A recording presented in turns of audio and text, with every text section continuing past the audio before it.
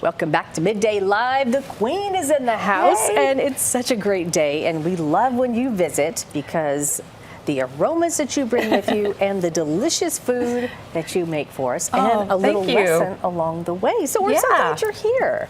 Well, thank you so much. And I'm so excited to share this with you. At first, when you look at it, you think cornbread, that's so basic.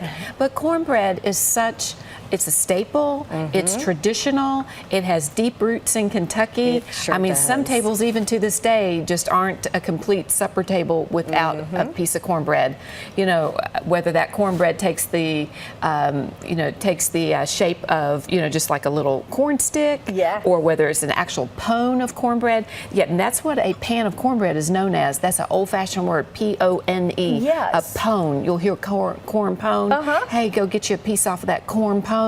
It's just a play on the word pan.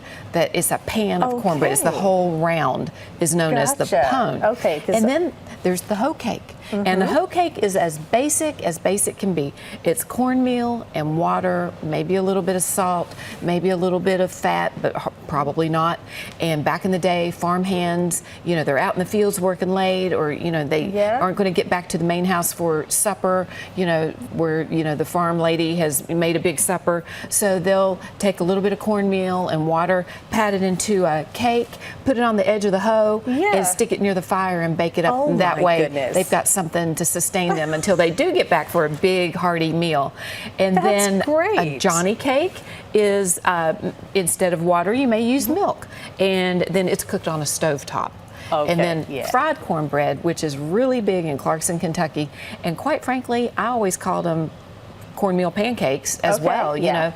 And when I went down there, I saw those rounds on the griddle, and I thought, oh, they're making cornmeal pancakes. So I said, you know what, I'm going to make a couple of those and put some syrup and butter on them. And they laughed at me. They were like, that's fried cornbread. We serve that with beans. Or they serve it with, this is a special, and they'll take pulled pork barbecue and put that on top of fried cornbread.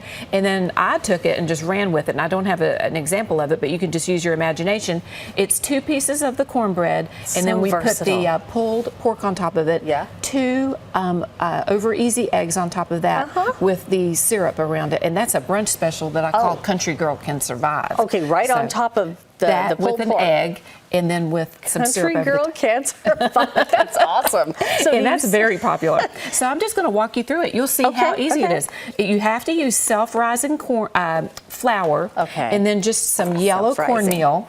And down south, they would use. Did you say self-rising cornmeal? No, just cornmeal. Just regular. And then this is buttermilk powder, and you use that so that you don't waste a half a gallon, because if you're like me, I only use it maybe for a recipe or something. Right. So that's the equivalent of buttermilk. Yeah, and two cups of water and 2 eggs. And I just noticed that 1 egg was a double yolker, so that means I'm going to have good luck all day long when you get that. Good. I need to start cracking eggs when I get home. Oh, goodness. And you stir that up, and that's your batter right there.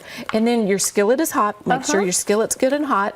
And then you just come in there like this. So you just fry it in a little bit of oil, not like. You can use bacon grease. You can use. I mean, if you're going to get fancy, you could use like coconut oil or something like that. Especially if you're doing a vegetarian dish, or use some lard. It's whatever you want. And then you just come in there like this, and I'm making little ones because when you, I have a special party on Thursday, and I am using our fried cornbread to make an appetizer. How cute is that? We're going to elevate it by a little bit of syrup on top instead of just a little. You're getting the extra sweet and salty, just like a barbecue sauce. And I'm actually going to infuse this with some red pepper, so it's going to be a hot maple syrup. Oh my goodness. I'll do one more here like that.